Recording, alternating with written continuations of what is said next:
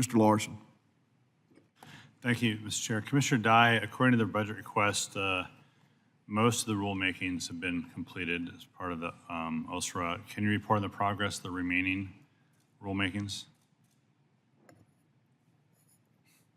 On the remaining rulemakings? Remaining rulemakings. Yeah. We have made good progress on exchanges.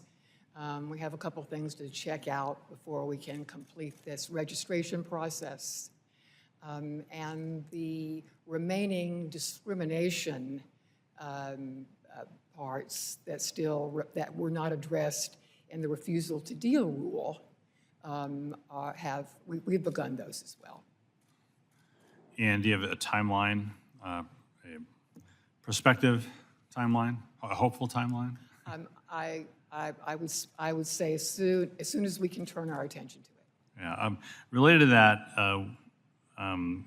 we know the FMCs lost employees, and by our count, it's about 20%. And whether it's 20% or 19% or 21%, it's a lot. Doesn't make much difference. Has that? Could you outline the impacts the loss of those folks and not then replacing folks has had on the work of the FMC? Well, as I reported, we are working with OPM on an exception for six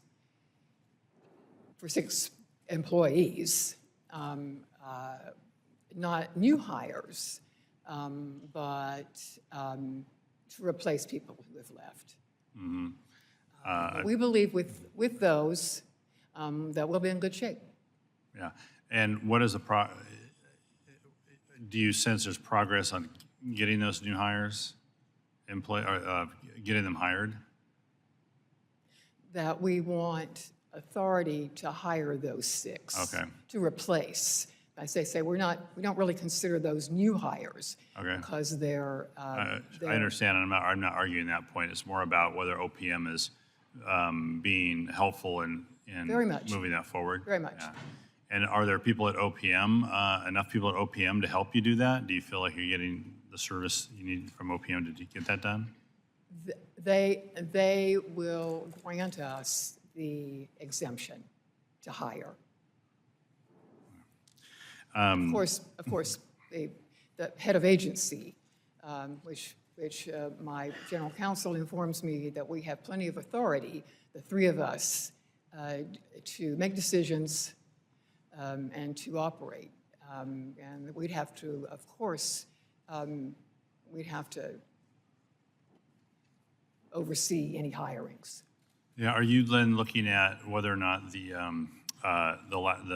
being short that number of folks is impacting the length of time it takes you to do any one investigation, the length of time it takes you to manage your rulemaking? No, I think that we're, and I think my colleagues agree that we're in good shape. Yeah. Finally, Section 10 of the OSRA established the charge complaint process. Right. And according to your budget request, the FMC is ordered to return over $2.5 million in refunds or canceled fees. Is that accurate? Yes. Okay. Yes. Can you talk a little bit about why you're returning those? Well, we had I think a little over $5 million that was returned. But as I said, the good news is that when the process began, many of the fees were returned voluntarily. Mm-hmm. How would you rate that as a marker of the success of the enforcement program? In general, how would you rate the success of the enforcement program? I think that some people believe they write a regulation or you pass a law, and it's effective, and people obey it. And if that were true, then there wouldn't need to be any law enforcement agencies. So it takes, especially when there's a big change, it takes time and resources and commitment. Demurrage and detention charges are internationally despised. Yeah. And when we waded in on this, we knew it would be a hard slog. It's not over, but I think that we've had remarkable compliance so far, and we'll keep at it.